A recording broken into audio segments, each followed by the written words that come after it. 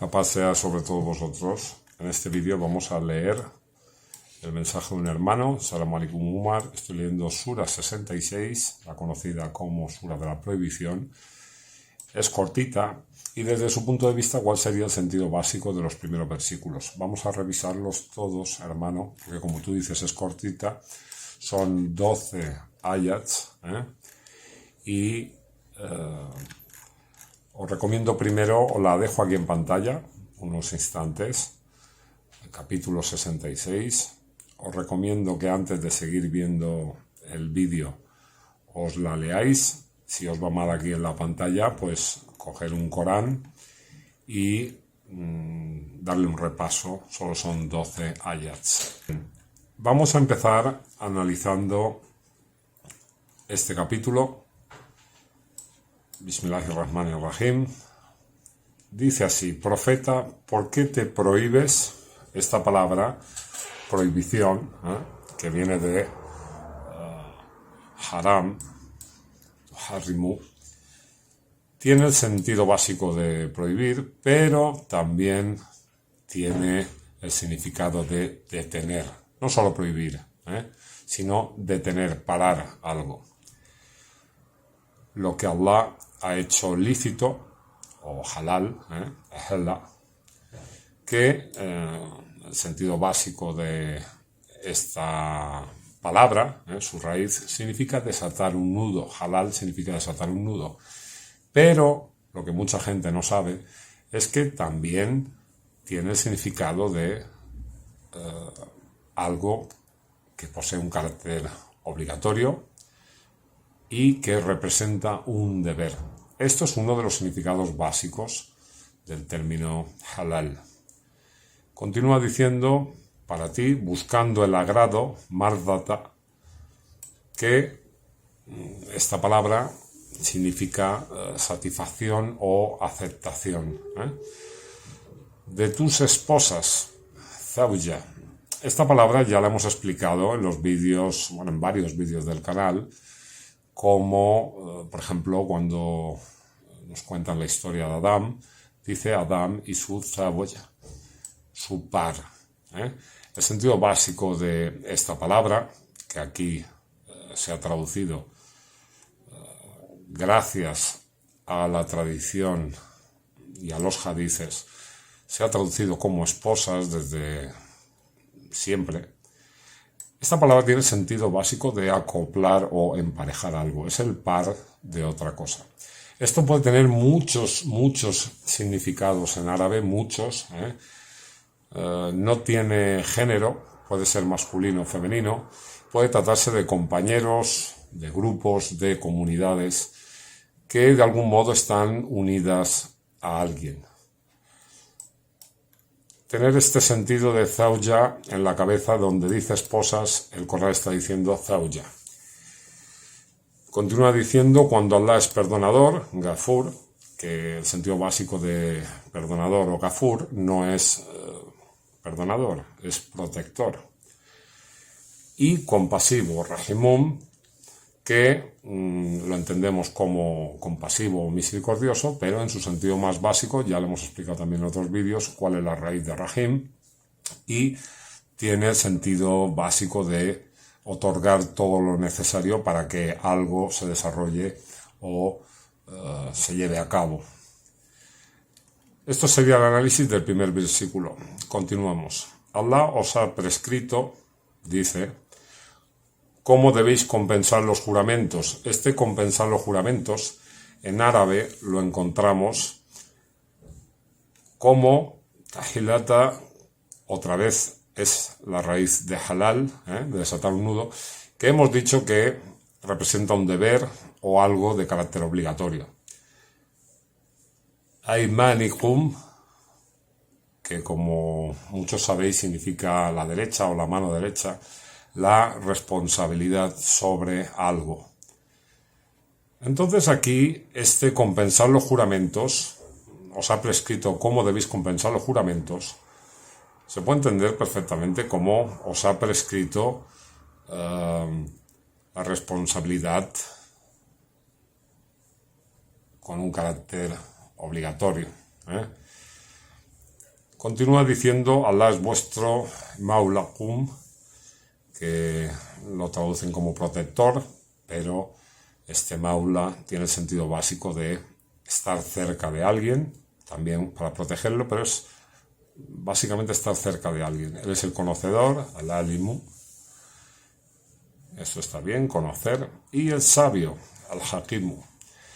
Este hakim tiene el sentido básico en árabe de detener y determinar los límites impidiendo que estos se superen. Esta es la raíz, el sentido básico que tiene hakim y no sabio, es parar a alguien y no permitir que supere unos límites. Si os fijáis, todos los términos están emparejados, están guardando una relación, después lo veremos con más claridad. En el versículo 3 dice: cuando el profeta confió un secreto a una de sus esposas, Zawja, otra vez. Entonces, como hemos dicho, este Zawja no tiene por qué ser esposas en árabe, en absoluto. Puede ser grupos, comunidades.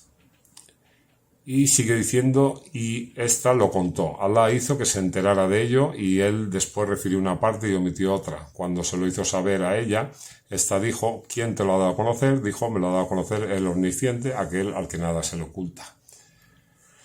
El versículo 4 dice: si ambas os volvéis a Allah en arrepentimiento, ambas se refiere a Zawja, ya que vuestros corazones se habían torcido, puntos suspensivos en castellano. Pero si os confabuláis contra él, Allah es su defensor, o quien está cerca de él, porque en árabe nos está diciendo otra vez Maulahu, y Jibril y los creyentes justos, y además de ello lo asisten los ángeles. Fijaros cómo el término Jibril aparece 2 veces más en el Corán, y cuando, o sea, en total aparece 3 veces, una aquí y 2 en el capítulo 2, entre los versículos 93 y 100, para hacer referencia a algo o a alguien que está en contra de una comunidad que oye, desobedece la palabra de Allah, rompe pactos y comete traición, que es un poco de lo que nos está hablando los versículos anteriores que hemos leído. La asistencia de los ángeles o maleikas, ya lo hemos visto en otros vídeos. ¿Qué significa malaika? Se refiere a personas o poderes, y todo esto lo podéis ver en el canal. Ya he hecho varios vídeos sobre este significado. No tienen por qué ser ángeles celestiales. A las personas, a los jefes poderosos de clanes, de grupos o de comunidades también se les llaman maleikas. Entonces aquí lo que nos estaría diciendo es que estos poderosos también asisten al profeta, además de la cercanía que éste tiene de Allah, de Jibril y de los creyentes justos. En el versículo 5 leemos: puede que si las divorciara, talaqakunna. Este divorciar tiene el sentido básico de desatar en árabe, deshacerse de un vínculo o dar fin a un pacto o compromiso. Este es su sentido básico. Después, como acepciones secundarias, se puede entender como divorciar, pero no es una palabra que esté relacionada directamente con un hombre o una mujer, sino se puede, de hecho se utiliza en árabe para romper, deshacer una unión entre países, entre comunidades, entre grupos, entre muchas cosas. Dice: su señor le diera a cambio esposas, otra vez Zawja, mejores que ellas, musulmanas creyentes, obedientes, de fácil arrepentimiento, adoradoras fervientes y ayunantes, ya hubieran estado casadas antes o fueran vírgenes. Bueno, esto a traducción es un despropósito, porque todos estos términos que hemos citado aquí tienen que ver con, ya hemos hablado en bastantes vídeos del canal, con la virtud de carácter y no con estas adoradoras fervientes que han estado antes casadas o fueran vírgenes. Todos estos términos, en su sentido más básico, tienen que ver con la virtud del carácter y no con lo que nos aparece aquí. Estos son traducciones basadas en la tradición islámica y no tiene ninguna cabida en la interpretación coránica. El versículo 6, vosotros que creéis, guardaos a vosotros mismos y a vuestra gente de un fuego cuyo combustible serán los hombres y las piedras. Sobre él habrá ángeles duros y violentos que no desobedecerán a Allah en lo que les ordene, sino que harán lo que se les ordene. Este es un aviso para que la gente que se desvía y no cumple las órdenes de Allah recapaciten, porque vemos que estos maleikas, que son los más cercanos a Allah, estos poderes, siempre cumplen lo que se les ordena. En el versículo 7, vosotros que os negáis a creer, no os excuséis hoy, no se os pagará sino por lo que hicisteis. Versículo 8, vosotros que creéis, volveos a Allah sinceramente para que vuestro Señor cubra vuestras maldades y os haga entrar en jardines por cuyo suelo corren los ríos, el día en que Allah no humillará ni al profeta ni a los que hayan creído con él. Su propia luz correrá delante de ellos y a su derecha. Dirán, Señor nuestro, colma nuestra luz y perdónanos, realmente tú tienes poder sobre todas las cosas. Este es un aviso y recordatorio también para los creyentes, para que se mantengan cerca de Allah y recapaciten si están haciendo lo que no es correcto. En el versículo 9, profeta, lucha contra los que se niegan a creer y contra los hipócritas y sé duro con ellos, su refugio es Jahannam, que mal lugar de destino. Si os acordáis, a los malaicas del versículo anterior también se les está diciendo, se les ordena que sean duros, al igual que aquí. Vamos ahora con el versículo 10 y 11, donde aparece un dato bastante curioso. Dice, Allah les pone un ejemplo, que en árabe significa mazal, esta palabra ejemplo, que tiene el sentido básico de analogía. A los que se niegan a creer, la mujer Imrata de Nuh y la mujer o Imrata de Lut. Si os fijáis, cuando al principio del capítulo habla del profeta y de esta traición que se le hace, se está refiriendo a Zawja. Y aquí aparecen las mujeres de estos profetas como Imrata. Esto es curioso porque nos está dando una información, por eso os digo que es tan importante revisar los contextos, y es que no se está refiriendo a la misma cosa. Y uno dice, bueno, pero si antes hablaba de comunidades, ¿por qué ahora nos habla de esposas o viceversa? Pues muy sencillo, porque te lo está diciendo el mismo término mazal. Aquí se está haciendo una alegoría y en todo el Corán, digamos, todo el libro contiene esta estructura. ¿Por qué? Porque está hecho para que seamos capaces de aplicar la información que aparece en el libro en cualquier contexto, en cualquier, situación, circunstancia, para que el Corán sea algo útil y que no sea un libro nulo. Nulo por culpa de las interpretaciones y las traducciones basadas en la tradición islámica.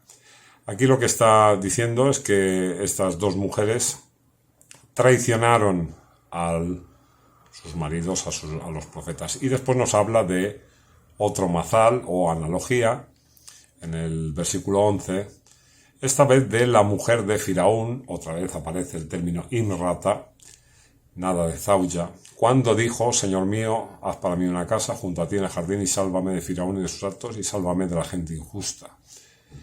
Entonces, es curioso porque en las traducciones encontramos como mujer o como esposa, pero en árabe no está diciendo esto.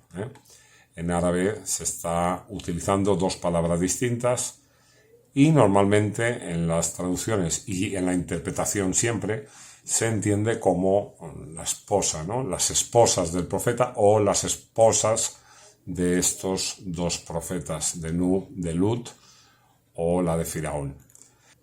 Y acaba el versículo 12 diciendo: y Mariam, la hija de Imran, la que guardó su vientre, insuflamos en él parte de nuestro espíritu, y la que creyó en la verdad de las palabras de su Señor y en su libro, y fue de las obedientes.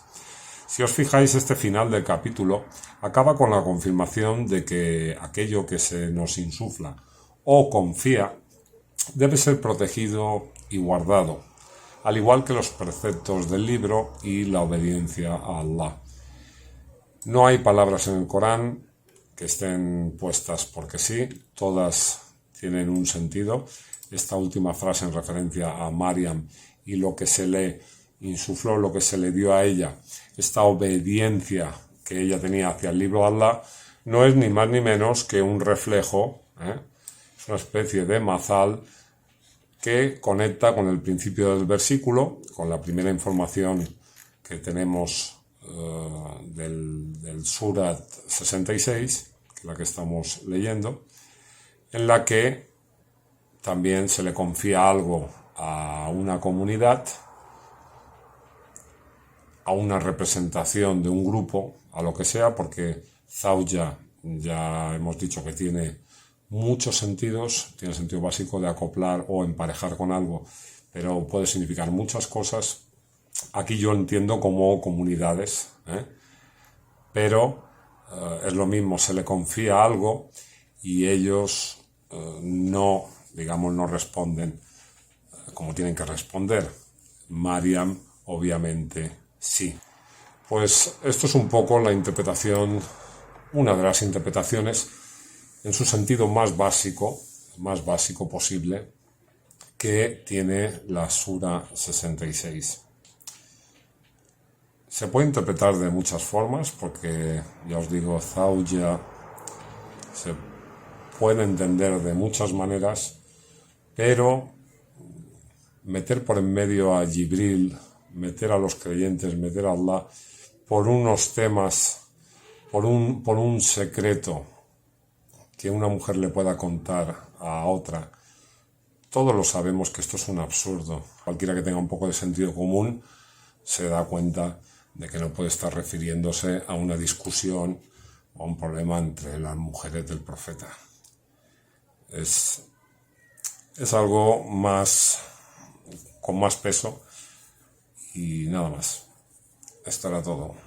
Saludo y que la paz sea sobre todos vosotros.